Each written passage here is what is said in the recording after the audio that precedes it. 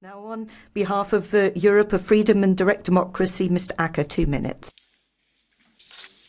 Thank you, Madam President. The pension system in the UK is showing increasing inequalities that should alarm us all.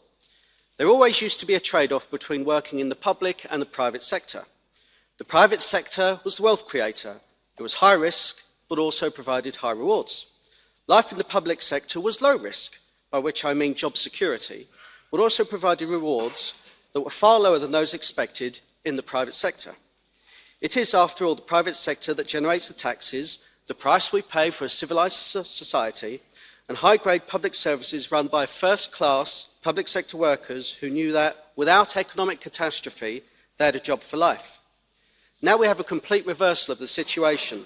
Public sector pensions are protected, incredibly generous, and yet horrifyingly unfunded.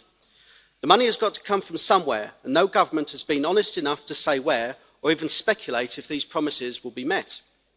Private sector pensions in Britain were of a gold standard. That was until Gordon Brown raided them in the early Blair years and abolished the tax relief pension funds earned on dividends from stock market investment.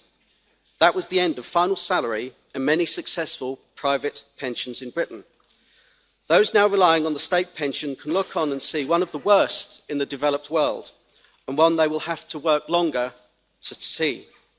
In 2011, the coalition government introduced plans that were never in any manifesto voted on to increase the retirement age of women. This has brought about the Women Against State Pension Inequality campaign, a cause I completely support.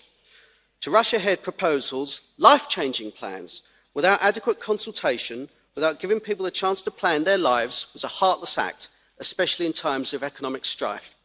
Policymakers need to take an incredibly thoughtful look at the parlous state of British pensions. It is not good enough that we lose sight of the welfare of those who bequeath to us a better standard of living, only to give them less in return. Thank you.